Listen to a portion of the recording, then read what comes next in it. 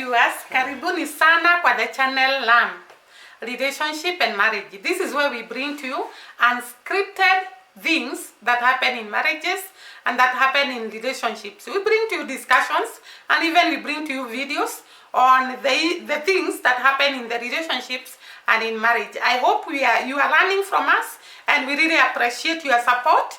You have been subscribing to our channel, you have been commenting, you have been liking our videos, and kindly share our videos so that they can reach many people who can learn from the videos we are shooting and from the topics we are bringing to you.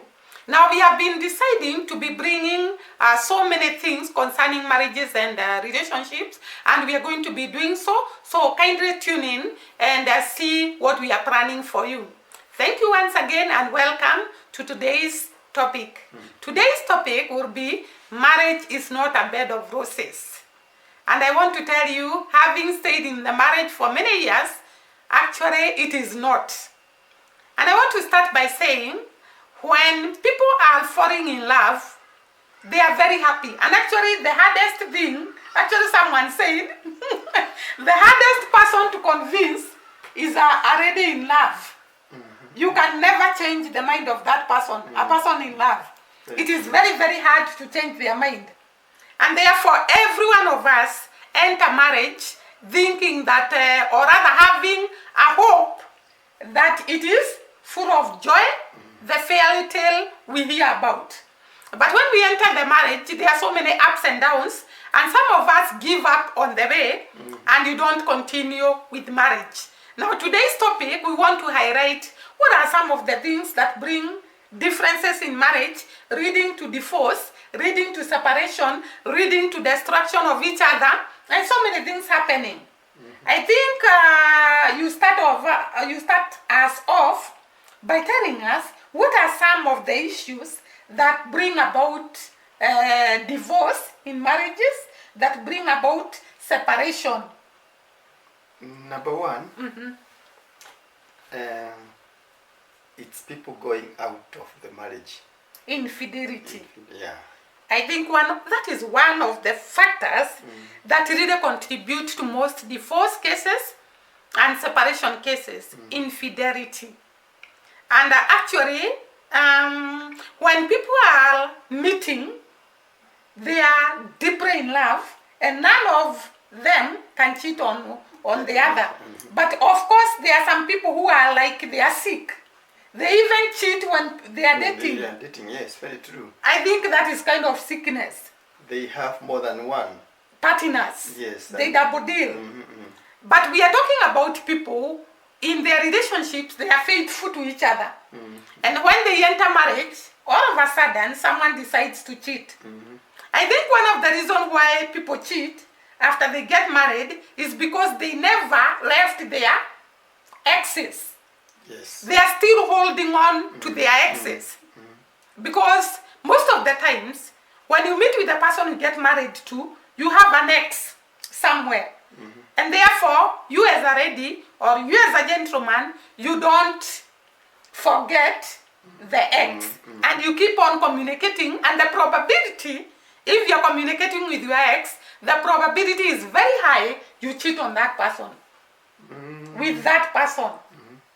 That is one of the reasons. So we have said one of the reasons why people separate and divorce, or why marriage is not a bed of roses, is infidelity. No, well, as a man, I also think there are men who like tasting. You see different foods. They like tasting. They don't want to stay at one place. Yes. And why do they like that? Well, I think it's a might here. I think it is quite a bad habit. Let me say that. Because if you heard that I have cheated on you, how would you feel? Very bad. And why do you want to cheat on me and you don't expect me to feel bad? Well,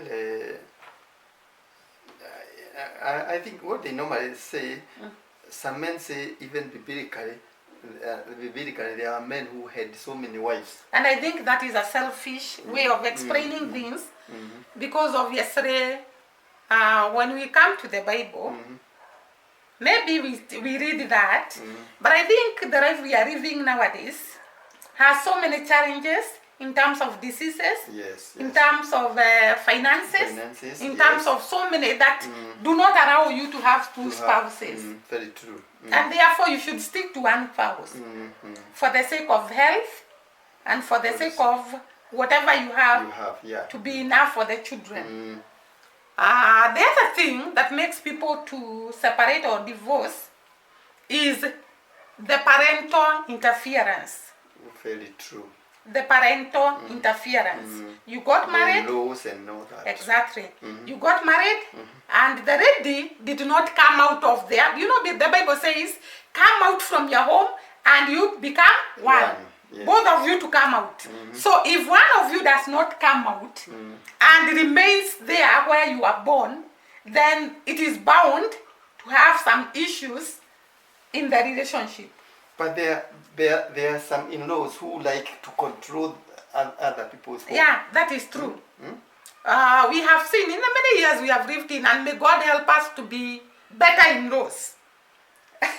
Because we have seen that there are some in-laws that really poke their nose where they should not. Yes, very and true. you interfere so much in your son's home or in your daughter's home until they cannot breathe.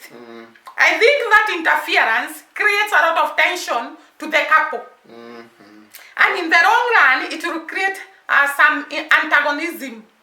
There'll be some pushing and all exactly. That, yeah. There will be some tension in the marriage, and it can lead to divorce. So we kindly ask the in-laws, be good in-laws. Whatever you would want your daughter to be done, do to the other person's daughter. Whatever you would want your son to be done, do to the other person's son. And I think life will be very good. The other reason why there is so much separation and divorce in marriages is finances. Yes. We find that sometimes when you are getting married, you are financially stable. Stable, yeah. And at some point you lose a job, or I lose a job. And because of the tension and the demands for finances, and the fact that whatever you used to do cannot now be done with the little money, it becomes an issue in marriage. And the solution to that, I think people should be able to adjust in times of plenty and in times of scarce. Because the Bible says you should be satisfied in scarcity and when the things are in plentiful supply. Because one of the reasons is that life is not a straight line. There'll be ups and downs in life. Are you able to adjust to fit in to the life's demands? Because when you don't accept where you are, you start quarreling. Very true. You start disagreements. And finally, it leads to divorce, separation, and even sometimes people go to an extent of killing each other. Also, separation can be brought by, you see, when you are marrying each other, you had nothing. You see? Now you start off and you start getting money. Yeah. When you are comfortable, that is the time the man starts going out, or the To look for the other wife, women. yes, or the Or, wife. Yes, because that now happens a lot. Yeah, because now you have money. Actually, that is one of the main causes. Because you have money now. You have seen that most of the men, when they get the money, they start coming out of their marriages or looking for other women to be with.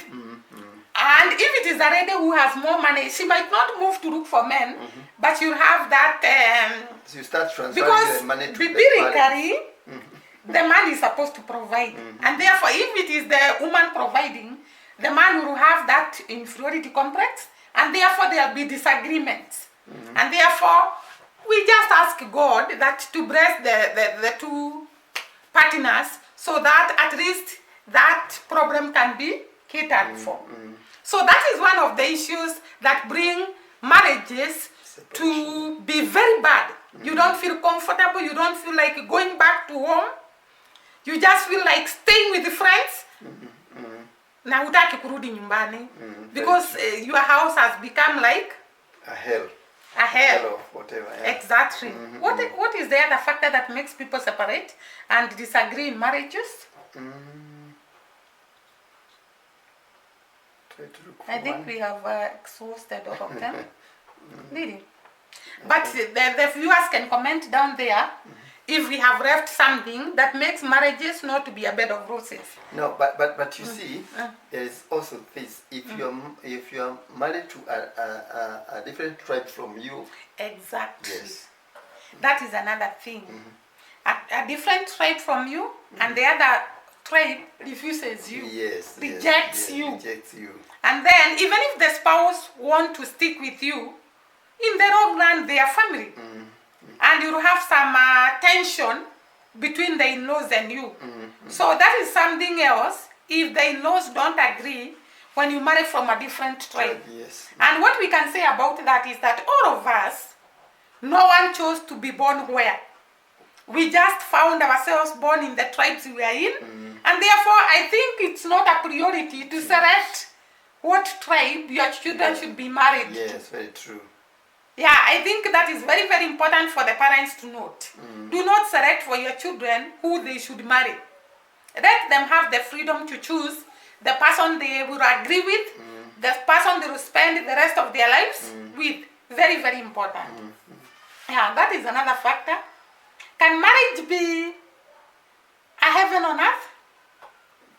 What are some of the things we can do to make marriage a heaven on earth? That is by spicing it, yeah, you know. Spicing it, talking, communication, yes. agreeing on the issues that you want. If there is no communication, then there is no marriage. Exactly. Communication is core. You know what happens? You go to somebody's house, you find the husband is sitting there. And they're already sitting there. They are busy doing their things. By the way, do you know there are a couple who stays for months without talking? No. That is the greatest danger in marriage. If you find that you are staying for months without talking, weeks without talking, kindly start off the talk. Don't kujigonga that I cannot be the one to start off the conversation.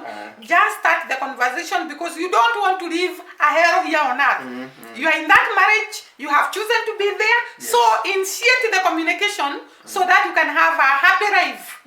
This life is too short to live in bitterness, to live in arguments, to live in quarrels.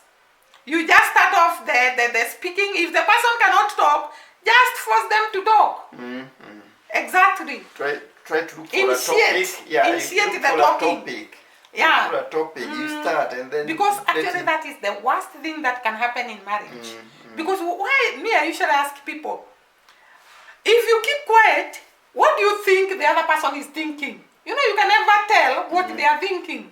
And you are in the same house, you are sleeping in the same bed, you are in the same room. Maybe he is saying, you fool, you don't know I'm planning to kill you. Exactly. And that is why it is very, very important to talk. And if you find that you cannot speak and you are staying for months without talking, then that is not marriage. There is a danger. Or you can tell them to look for a counselor. Exactly. Just look for a counselor to speak with them about your issues so that you don't stay in the same house and you are not talking for months. Because it's not healthy. You don't know what the other person is thinking. Now, we have discussed about marriage not being a bed of roses. And actually, you can make it a bed of roses by working out. Sometimes it can be hard to work out. And that is why people leave the marriages and look for your own happiness. Because this life is short. You should not squeeze yourself and try to make marriage work that is not working. You know, there are some marriages, even if you try how, they'll never work. Although biblically, you are doing a mistake, yeah? But you see, you cannot sit there, even God cannot allow that you sit there, you be killed. You sit there, your children to suffer. No. Because when the marriage is not working, the first people to be affected are the children. And you know the effect of marriages that are not working. People become withdrawn, antisocial, children become scared, and they cannot relate in life. So instead of bringing up children, like the way we were brought up. exactly, During our the way time. we were brought up, that you are even fear to talk to people, you even do not relate with people well, just because your father was terror in the house. A terrorist. He was terror. You could not speak, you could not talk. Yeah. He was I terrorizing think everybody. nowadays people should not live in such an atmosphere. It is good to choose your happiness rather than staying sad and annoyed for the rest of your life. Utakuwa na blood pressure and other issues, and you die young. So when you find that marriage is not working, just look for your happiness. I would say that. Very, very important. And now, but their marriage But can you are work. telling them to separate now. I'm saying if you find that it is risky and it's not working even when you try. But there is still room to talk, my dear friends. There is still room to talk. We are saying talking is there. And actually we encourage people to communicate. We have said that. We encourage, if the issues can be discussed and agreed, very, very important. You can do that. Because marriage works when there is communication, when there is openness, when there is sharing, when there is friendship, when there is doing things together, being happy together, marriage works. And it's very beautiful. I remember I was seeing in one of the YouTube channels, I was seeing a couple that was saying they have a very happy marriage, which is very true. Marriage can work when there is a lot of discussion, there is a lot of agreeing, there is a lot of working out and purpose to make marriage work, and of course God in the center of that marriage.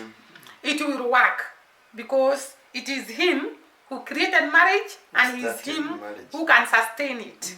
So I think we are going to wind up from there. Kindly give us topics that we should discuss when we are discussing, and we're going to bring to you the spicing marriage section, where we will be showing you how to spice up your marriage. And therefore, bye-bye for now, and God bless.